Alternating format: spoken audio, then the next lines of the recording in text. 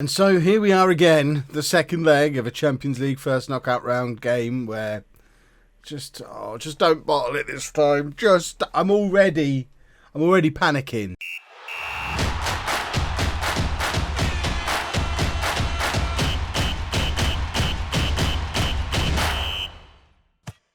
Hello and welcome to Club 6, part 53 of Non-League to Legend. I'm Kev, and coming up on today's episode we have the second leg of our first round Champions League knockout round game thing. I'm going to have to start reading that, against Inter, and we're also playing Athletic Bilbao in La Liga. Since you were last with me, as usual, lots of wins, lots of goals scored, no goals conceded. It's just how we do what we do. In La Liga, this is what La Liga looks like. We've pretty much got it wrapped up at this point. 27 games played, 26 wins, that one pesky draw, and still only 3 goals conceded all season. We're now 21 points clear of Real Madrid with 11 games to go. That's a nice situation to be in. A less nice situation is that we're not ahead from the first round against Inter. Obviously, that those goals they scored, the only time in the last 12 months we've conceded 3 goals. And of course, it was in the Champions League first knockout round again. So it's simple, really. We just have to win, or I guess draw with less than 3 goals each scored. Just don't lose. Let's just not lose. And this is the team we're putting out there to not lose. We've got Zielinski in goal, a back four of Ryback, Quito, Rigor and Serdic, Ramos and Ats in midfield, and then Llorente, Lorenzo and Kasongo behind Perez up front. I don't know why they're all down there. And I also don't know why I'm playing Llorente on the wing. I'm sure yesterday's Kev had his reasons. Should we go and explore those reasons? I'm assuming, I know Hollis has been injured, so Hollis is still injured. Ruiz not match fit. The other option's Korkmaz. Okay, that makes sense now. Past Kev, I trust you. I believe you. I understand why you made the decision that you made. I just hope it doesn't end up costing us a spot in the... I think this leads to the Champions League quarter-final. And goodness me, do we need a Champions League quarter-final around these parts. A team such as ours should be winning this match without any problems at all. There you go. Nothing like getting your complacency in early. I didn't want to start it with don't get complacent. I want them to understand, just calmly understand, that I fully expect them to win this match. Look at the state of the Liga, for goodness sake. We're one of the best teams in the world, if not the best club side in the world. We're the best club side in Spain, that's for sure. And you would think that would be enough for us to beat not the best team in Italy, which is a weaker league than Spain, even though Spain is higher reputation. We should be much better than Inter. Ryback, throw in, Lorenzo picks it up. Oh, I was getting ready for my and Lorenzo scores that we get onto when I do that lead in, and alas, did not happen. We've had a promising start though. We've had more possession. We've created all the early chances, although Inter are coming at us here. They've got a man in space. Zielinski makes a save, and that was a cracking tackle from, I think that was Quito. That's what you spend £120 million on. Match-saving tackles like that. Rigor heads clear, but Inter still keeping their attack going, but Ats is in to make the challenge. Remember, as usual, need to keep an eye on Ats. We've got both Soto and O'Neill on the bench, so we can change up that midfield if we need to. As soon as Ats gets a yellow card, we just have to whip him off there. We cannot have him making himself the villain once again.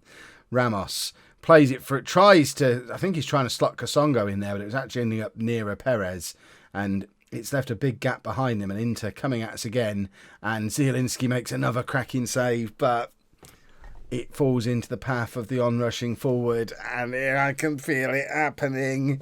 It's Sevilla 0, Inter 1 on the night. 4-3 to Inter on aggregate. Obviously, an equaliser puts us in the lead, effectively, with the whole away goals situation. But we've got to sort our lives out in these knockout games. How are we so good in the league and so poor in the Champions League? It just doesn't make any sense to me. We can't mess it up again this season. Look, they're just quite happy now. They're just going to do Italian things, keep the ball in their half, not pester us, not let us attack, and they're just going to knock it around us, frustrate us, and probably, if they score again here, I give up. Ats charging forward. He did have Perez ahead of him, but he ran past him. This is superb from Ats. It falls to Llorente. Llorente beats his man, finds Ramos. We're going the wrong way. We worked it all the way back to Quito there. despite looking promising every time one of our players got the ball. We did something fancy and then worked backwards with it. Serdic now to Lorenzo. Play it back to Serdic. There's a good boy. Cross comes in. It falls to Ramos. Ramos can shoot from here. And it's straight into an Inter defender. And all of a sudden, this first half has been much more even than it was ever supposed to be. We need a goal before half-time. Kasongo beats his man but can't find Perez. This front four, they're not clicking together. Ramos, what a challenge from Ramos. Our captain, he wants a goal, plays Perez in. Perez is in and Perez scores. 17th goal of the season. The Jesus is combined. We've done a double Jesus. I know the previous definition of a double Jesus is when they both score, but I think when Ramos is so incredible in midfield, surging run forward, perfectly weighted pass into the path of Perez, who takes it perfectly. Too many P's in this sentence. And tucks it away past the goalkeeper. I'm glad I've got that on there. I apologise for the popping. The sponge should have acted as a pop filter, I hope. So it's 1-1 going into half-time, 4-4 on aggregate. That does put us ahead on away goals. It's not enough, though. We should be winning this game comfortably. The way this game is... No. Great opportunity to show the pundits they've been right to back you up. Now, that was a team talk that worked when I let my assistant manager do it. There you go. They like that team talk. They like listening to the pundits. So it's another P. There's P's everywhere. Goodness me. Right. Let's have a goal. It's been completely even so far for pretty much everything other than clear-cut chances, where we're mugging into with this draw at the moment. It bobbles around at the back and eventually ends up in the hands of Zielinski. I don't remember the last time we conceded 3 clear-cut chances in a half. It shows how well Zielinski's played in that half that we only conceded 1 goal. But we've just been really poor at the back again. Atz plays it to Llorente. Llorente beats 2 men and just fires over from the edge of the area. We're going to have to change up this attack. I want to change the whole team. The attack's misfiring and the defence is letting the opposition have too many chances. This is not severe. This is not how we play. Lorenzo with the cross goes straight into their keeper's hands and they're confident enough to just roll it out into their 6-yard box with Kasongo lurking and build from the back. Teams aren't brave enough to do this to us in the league, and they create another good chance for themselves. Zielinski once again proving why he's the best keeper in the world, but we can't just keep relying on him. Kasongo with the corner. Llorente can't turn it goalwards. It comes to Atz. Back to Kasongo again. Cross comes over. Perez hits the crossbar. And it falls to Lorenzo. Can we get another cross in? Lorenzo's trying to be fancy. He's won a throw-in the end. Was it worth all the tricks just to get thrown? Lorenzo's had a very poor game. And I think that's my cue to go to the 4-2-4, which seems insane in the circumstances because we are still ahead in the tie. I'm just not comfortable not being ahead in the match, though. And I think Llorente's not played well out on that wing. People have been screaming for me to play these two together for so long. So let's get them up there, playing together. Llorente can be the advance forward. Perez can be a complete forward. Korkmaz, our vice-captain, out there playing as an inside forward on the left-hand side. And let's see if this changes things up a little bit. Lorenzo's just been poor. That's perhaps the change we needed. Kasongo with a free kick and Kasongo scores! It's 2-1 to Sevilla with 22 minutes to go. 13th goal of the season for Kasongo. 5-4 on aggregate. We're now a goal up and with an away goals advantage. And we can start to just start to chill out a little bit. But remember, we're now entering Atz time. He's not picked up a yellow card yet. He won't let that stop him, though. If he decides he's going to ruin this game for us, he'll just do a wild tackle and get himself sent off regardless. Perez plays it across to Kasongo. If we can grab another goal here, I'm going to take Atz off. It comes to Korkmaz. Korkmaz has scored. Oh, we're finally playing like Sevilla. Perhaps we need to end this Champions League run with a 4-2-4. It seems mad that the tactic that works so well in the league just doesn't seem to work in the Champions League. We've switched it up to the 4-2-4. And all of a sudden we look like a different side. Imagine this system, but with Hollis on the left. And I know people were saying it from the moment we made our summer transfers, but I might be starting to acknowledge that it does seem to be working. We're going to take Atz off and bring Soto on. I just don't want to risk him doing anything dumb. And I think we'll leave it. I'm keeping an eye on Ryback. We don't really have anyone to come on for him, but he's on a yellow card. He's quite tired. He's playing quite well, though. We have got Bamba, who could play there. I think I'm going to give Ryback another 5 minutes because he's such an important part of the team. Ramos has now picked up a yellow card and I'm tempted to take him off instead. let's take Ryback off, fitness-wise. Bamba, of course, did a Mick Powell earlier on in the season, so it's another real top-quality defender coming on to hopefully help us wrap things up. Let's praise him right at the death. Kasongo with a free kick. It's got to be the last kick of the game, really. And it was the last kick of the game because it was a header from Perez. What a prediction from Kev. And more importantly, we're into the quarterfinal of the Champions League. I mean, that's not even job done. We've got to do that 3 more times yet. But goodness me, at least we've gone a step further than we did last year. We've now got the draw coming up for the next round, and then we'll play a league game as well. Oh, I'm feeling some relief. Right, it's time for the draw. Who have we got left in? Arsenal, Chelsea, Man City, Leipzig, Atletico Madrid, Juventus, Man United, Sevilla. Straight away, not afraid of Juventus. We owned them in the group last year. Leipzig we've had previous with and struggled. Obviously Atletico we've got no worries about there. The 4 Premier League teams we have to be a little bit afraid of because presumably they've all got wonder teams because of all the money they've had thrown at them. But with half the teams left in it being from the Premier League, we're obviously going to have to beat a couple of them probably to win the competition. Let's get on with the draw. First out the hat. Who do we want then? We're going to be away in the second leg, which I don't like. Atletico would be perfect because we know we can beat them. So the best team in the world then. Didn't they win it last year? No, 2 years. Sorry, 2 years ago. Leipzig are the best team in the world. At least we avoided them. So Juventus play Man United, Leipzig play Atletico, and Arsenal play Chelsea. Well, we're going to have to do it the tough way, clearly. When is that? I think we will do both legs of that in the next episode. So that'll be tomorrow. Man City home and away as we try and book a spot in the Champions League semi-final. We always knew it wasn't going to be easy, but my word. There's probably not any actual players left in the team now because we're so far in the future. See if they still spend money. Goody. Manfred Rinderknecht, 25-year-old German winger. Some say he might be better than Kasongo. £375,000 a week. We cannot compete with that. Who's their manager and is he about to retire? I'm going to try and go there in the summer. Come on, you're 65. That's pension age, Diego. Hang your tie up. We'll go to Man City in the summer.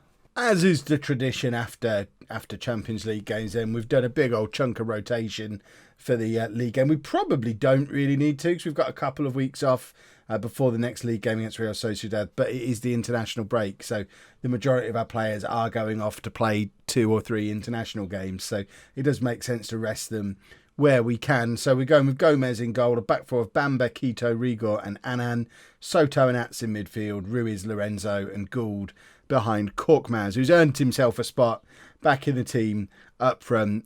I actually thought he hadn't played enough games to qualify for a winner's medal, but he's played half of them already. So he's played a lot more games than I thought he had. Imagine that, 4 league titles in a row, hopefully, by the age of 23, but still no full cap for Germany. What's that man got to do to get called up into the German squad?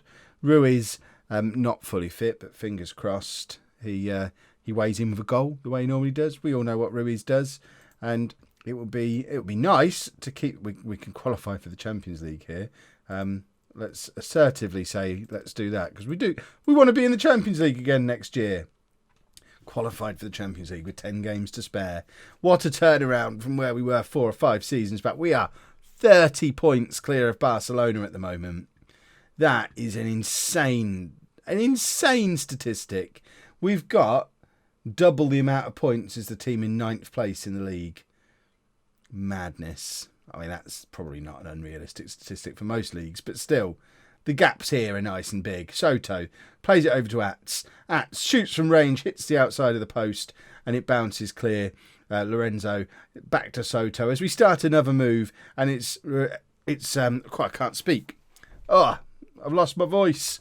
Oh, apologies. Needed a little sip of water. My tongue got caught in my mouth funny. I don't even know what that means. Just win this match, gentlemen. Korkmaz offside. That's just sloppy. Sloppy football from a team that should know better in a situation like that. But fingers crossed we grab our first goal of the game here. I want another one of these big wins. I like the big wins, and I want to show you us doing one. Gould shoots wide from... I mean, it was a good position. He charged through... Is that Inaki Garcia, who used to play for us? It is. He was. Remember when he was on loan at us, and now he's at Athletic Bilbao. It's not that his career's fallen. It's that we've just got better and better. Have we just won a penalty? Are we going over to the little telly? He is. He's going over to the little telly, boys and girls. I think there's a penalty in the offing. It's mentioned. Why has he gone all the way over here? He's got a Fitbit on. There's no other reason to add steps and go all the way around here. He's Inaki Garcia as well, who's hopefully given away the penalty. He knows what side his bread's buttered. He wants to come back. Have we got a penalty? We have got a penalty. Soto was shoved by Garcia. And is that Ats to take? It is Ats to take. And he scores. Athletic Bilbao 0, Sevilla 1 after 32 minutes. Only an 11th goal of the season for Ats. Slightly lower goal return this year. I think we might have seen Ats peak. And I don't know if it's just that the rest of the team has gone up a level around him, or he's perhaps just sort of topped out, and maybe it is... I mean, I'm talking as if we're going to be here next year, and I really hope we've won the Champions League, and we're not. I think we will probably leave either way, but I've said that the last 2 or 3 years. But I think it probably is the time to sell him, clear the debt, and push Soto through as a starting option. Now he's a natural central midfielder. It makes sense to have Soto in this side on a regular basis. It's what we did with Lorenzo, and it's worked out really rather nicely for him. So fingers crossed the same thing happens with Soto. Look at that for a challenge. Soto's just a superstar. Ruiz now beats his man. He's looking for a goal because he's Ruiz, and that's what he does. Ats running from deep, shoots from range, and it goes flying over. At the Ats of old scores there. It's because he's too old. I think he's 26, 27 years old now. Basically a granddad in our team. So it probably is time to move him on and replace him with a 20-year-old, because we like to keep our average age down. Right, team talk. Don't get complacent. Easy peasy. Standard stuff. Is that Patsy Dominguez as well? Another of our former players. It is. They're full of Sevilla rejects. I feel like that Garmendia guy is one of our old players as well. They've got loads of our rejects. Imagine if we hadn't lost all them and we'd have had to put a team of that nonsense out there. I'm glad we had to sell Dominguez to Spurs. 5 years later and he's still never made it into their team. Ats from range and misses again. When we have these 20 or 30 shots a game, I wonder how many of them are just Ats shooting from range, because he seems to do it every time he's got the ball. We've talked before about putting the team on a work ball into the box instruction. He probably just needs telling to stop shooting from range all the time. We've conceded our 4th league goal of the season. Well, we always knew it was coming, but it's sad now that it's arrived. Gomez and Zielinski have now conceded 2 each this season in the league, and could argue Gomez could probably do a little bit better there. Surely, after finally sorting our lives out in the Champions League, we're not going to pick up our first league defeat. We need to show some passion. We should still get the Ruiz goal, I guess, because he scores every time he's on a football pitch. Bamba, out wide, doesn't cross, in fact, finds Ruiz. Ruiz is brought down. Is he in the area? He's going over to the little telly again. Watch if he comes over here. Definitely on a Fitbit. No, he's obviously done his steps. It vibrated and told him he'd done his steps, so he doesn't need to run around into the opposite half this time. Come on, ref, just give the penalty. We'd like another one, please. Oh, it's outside the box. What a nonsense. We've got a free kick. We don't even get to see it. Ridiculous. Surely we'd have created something from that free kick. Right, it's time to bring the big boys on. Gould, Kasongo. We're going to bring on Lorente for Korkmaz. We're going to bring on Perez for Lorenzo. We're going to stick those two up front, and we're going for it. Triple substitution. Imagine how terrified you've got to be now if you're Athletic Bilbao, and you've done reasonably well to be at 1-1 at this stage of the game, and we bring on 3 of the best attacking players in the world for the last 20 minutes. Just say, look, go out there and do what you do. Oh, perhaps should have brought Zielinski on. I don't want to lose. Losing would be awful. Come on, lads. 26 shots, but only 7 of them are on target. It's a common issue for us. We are going to lose our first game. I can feel it. What a tackle there. Was that That's Kasongo actually making that tackle. It was a lovely tackle. He's about to get sent off for it, isn't he? Even though we all saw it be a lovely tackle, that's the only reason the ref's going over here, isn't he? Red card review. Surely not. Kasongo's been on the pitch 7 minutes. They've gone to a flat back 6. They've awarded a free kick. Is Kasongo getting sent off? No. What's that all about? He didn't even get booked. And we've scored through Llorente. The goal scoring cough is back as well. I've still not recovered from when I lost my tongue earlier in the episode. Kasongo with the corner, and it falls to Llorente, and that's what you spend £54 million on. 19th goal of the season for Llorente. And with 8 minutes to go, it's Athletic Bilbao 1, Sevilla 2, and we're just one of those teams that, even when they don't play particularly well, find a way to grind out a victory. The mark of champions, although they might score here, so let's not get too ahead of ourselves just yet. Oh, please don't score. I don't want to concede another goal. That would be ridiculous. Imagine conceding 2 goals in a game when you previously only conceded 3 all season, and Athletic Bilbao being the team who figures out how to score against you. The important thing is, though, we did win. We've secured a Champions League spot for next season. We're going to be leaving Sevilla in good shape, whatever happens from here. And we are, just as we were at the start of the episode, 21 points clear at the top of the league. And, I mean, we'll probably be winning the league around about here somewhere. But the focus of the next episode is going to be Manchester City. No league games tomorrow. Just both legs of the Champions League quarter-final against Man City. And then, could we win the league in between the two? Because if we can, I should probably show you that too. You don't need to see that. You know we're going to win the league at this point. We'll just focus on the Champions League. We want to get this competition won. If you've enjoyed that, please make sure you leave a nice big thumbs up on there for me. Subscribe to the channel for daily Football Manager videos. And thank you very much for watching.